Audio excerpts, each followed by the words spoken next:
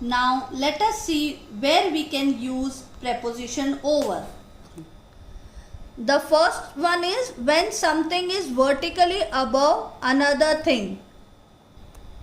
It means position exactly higher than the other but not in contact. It means कि कोई भी चीज surface के ऊपर है बट उसको छू नहीं रही है, टच नहीं कर रही है. The sky is over our heads. Number 2, the fan is over the bed. In these examples, you can see that the sky is over our heads means जो sky है वो हमारे सिर के ऊपर है, या फिर जो फैन है वो हमारे ऊपर है लेकिन हमें टच नहीं कर रही है ये चीजें. Another use of over is in sense of more than. जब हमें कुछ बताना हो कि कोई चीज इससे ज्यादा है, जैसे example he is over 50 or there are over 50 students in the class. The next use of over is in sense of during. Example, we decided over a cup of tea. On the day of Dashera, Lord Ram got victory over Ravan. Over is also used in sense of complete coverage, total length or total width. Example, the bridge was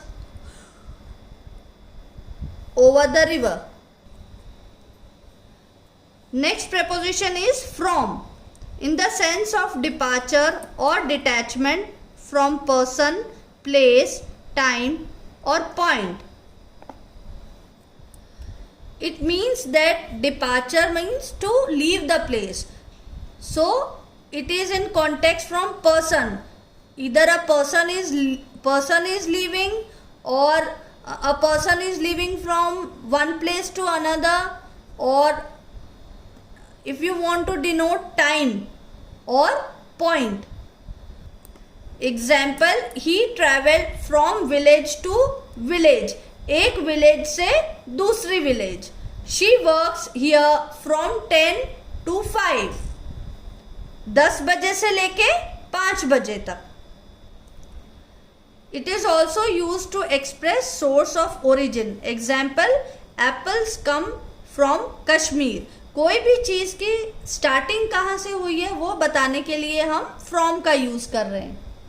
I read the book from page number 1 to 16. मैंने page number 1 से लेके 16 तक पढ़ा. तो हमने start कहाँ से किया था? Origin means start, that is page number 1. Next is use of from. Next use of from is before diseases. He is suffering from malaria. This example means कि जब हमें बताना हो कि हमें बुखार आ गया है या फिर हमें कोई प्रॉब्लम हो गई है तो वो किसकी वजह से हुई है, तब हम from का यूज करते हैं. जैसे I am suffering from fever. Another use of from is to express change. Example, butter is made from milk. Next example is rubber is made from rubber tree. Use of with. This is another preposition with to express the coinciding times. Example, I rise with the sun. Next use of with is before assets of doing something. Example, he killed the lion with a gun.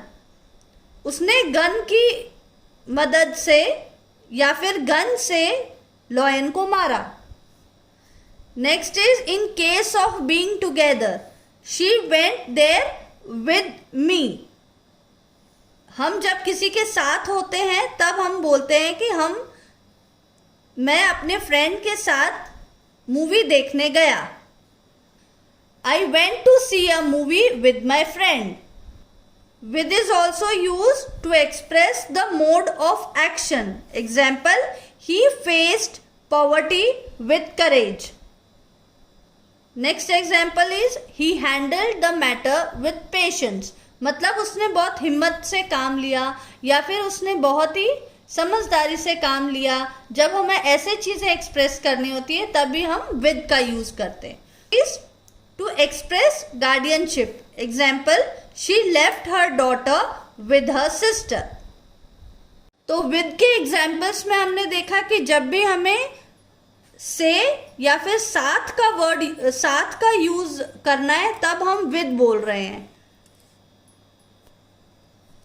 Examples जो हमने देखे, उसने gun से lion को मारा, वह मेरे साथ गया था, उसने बहुत करेज के साथ पॉवर्टी को फेस किया, उसने बहुत हिम्मत दिखाई।